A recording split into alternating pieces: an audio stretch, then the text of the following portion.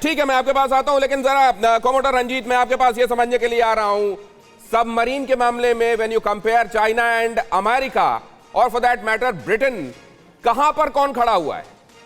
देखिए, चीन के पास अभी ताकत है सबमरीन्स की, और अड़कन पूर्वी दुनिया में क्या है अमेरिका के लिए? एक छोटा ताइवान चीन के सामने खड़ा हो गया है। अब बिल्कुल ठीक बोला, चीन का लक्ष्य है, sun Tzu ने बोला, विन विदाउट वॉर, लड़ाई करने के बगैर आप जीतिए। हांगकांग मिल गया, मकाऊ मिल गया, लेकिन ताइवान नहीं मिल रहा। बिल्कुल ठीक बोला, अमेरिका उसकी मदद करे जा रहा है जैसे ये यूक्रेन को करे जा रहा है। तो अगर जो ये लड़ाई बड़ी होनी है तो वर्ल्ड वॉर होने वाला है, वर्ल्ड वॉर वो एक्सीडेंटली होगा। ये नहीं, बिल्कुल ठीक जनरल साहब बोल रहे हैं कि अमेरिका आएगा, वो देख रहा है क्या हो रहा है, हथियार दे रहा है। लेकिन दो बातें आपको समझनी चाहिए, ताइवान के पास कन्वेंशनल सबमरीन है, अगली सबमरीन होती है SSN, जो न्यूक्लियर सबमरीन होती है और अटैक करती है। SSBN के पास मिसाइल होता है, भारत के पास SSBN है, अरियात आने वाला। तो अब SSBN अमेरिका के उधर अभी तक दूर आए हैं, वो ताइवान स्ट्रेट में अभी तक नहीं आए हैं। कुछ हो सकता है, कल ही या परसों दो अमेरिका के जो जहाज थे, शार्लोविल और एक और, वो ताइवान स्ट्रेट में गए। एक अंडरस्टैंडिंग था कि ताइवान के पास जो स्ट्रेट है वो ताइवान का है, उस तरफ जो है चीन का। लेकिन अब वो थोड़ा इधर आ रहे हैं चीन, विन विदाउट वॉर। राइट। तो आप ये जो कह रहे हैं कि अगर आप कंपेयर करें तो क्या अमेरिका भारी पड़ता हुआ दिखाई दे रहा है? ये अहम खबर देखिए, इसको और आगे विस्तार देंगे चर्चा को। इंडो पैसिफिक में चीन को चित करने की तैयारी में है दुनिया, और इसमें ये अहम खबर ये है कि इस तैयारी में इस बार एक और देश सामने आ रहा है, वो है जर्मनी। इंडो पैसिफिक में जो मुल्क चाइना को चुनौती देते हुए दिखाई देंगे, उनमें अब जर्मनी भी है।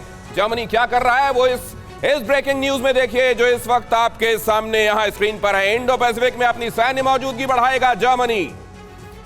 युद्ध अभ्यास के लिए जर्मनी के वॉरशिप पहुंचेंगे इंडो पैसिफिक रीजन में। चीन करना चाहता है विस्तार, और उस पर अंकुश लगाने के लिए तमाम मुल्क एक एक करके एक स्ट्रैटेजी के तहत चीन को कर रहे हैं चैलेंज। इंडो पैसिफिक में आप जानते हैं, इसीलिए ये निर्माण हुआ है ऑकस का, क्वाड भी यही कर रहा है, और अब आप देखिए जर्मनी भी उधर से आ रहा है।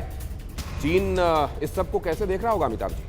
देखिए, चीन को अब इस तरह से प्रिपेयर हो रहा है, चीन बहुत कीनली वॉच कर रहा है यूक्रेन रूस वॉर को।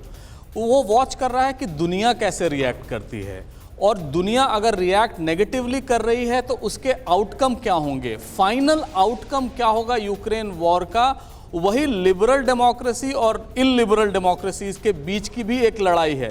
तो अमेरिका का रिएक्शन, वर्ल्ड का रिएक्शन, और खासकर यूरोपीय कम्युनिटी, यूरोपियन यूनियन, नेटो का रिएक्शन कैसा होगा, वो चीन बहुत ध्यान से देख रहा है। जैसा रिएक्शन होगा ताइवान और पूरी दुनिया पर, उसी तरह से रिएक्ट करेगा। अगर हम उस पर जोर से नहीं आते हैं, यूक्रेन को, अगर यूक्रेन हार जाता है और रूस जीत जाता है, उस शर्त पर चीन की ताकत बहुत बढ़ जाएगी, और वो सिर्फ इस रीजन के लिए नहीं, पूरी दुनिया के लिए एक बहुत बड़ा इशू बन जाएगा कि उसको टैकल कैसे किया जाए। और चीन के अंदर के जो हालात अभी हैं, कोविड का जो जीरो कोविड पॉलिसी है, उसके चलते वो रिएक्शन में है। उनके प्रॉपर्टी प्राइसेस बढ़ रहे हैं, जिनको प्रॉपर्टी EMI देने के लिए लोग तैयार नहीं हैं, और 2027 तक शी जिनपिंग रहने वाले हैं कम से कम। उसके पहले वो जो उनका नेशनल रिजुविनेशन प्रोजेक्ट है, उसके तहत हो सकता है ताइवान के साथ वो युद्ध में आए। उस समय वर्ल्ड कैसे रिएक्ट करेगा? इंपॉर्टेंट बात कही जा रही है, इसको ध्यान से सुनिएगा। नेशनल रिजुविनेशन प्रोग्राम के तहत अपने घर की समस्याओं से ध्यान भटकाने के लिए ताइवान के साथ युद्ध छेड़ा जा सकता है, और इसी लिहाज से हिंदुस्तान को भी LAC में सतर्क रहना चाहिए।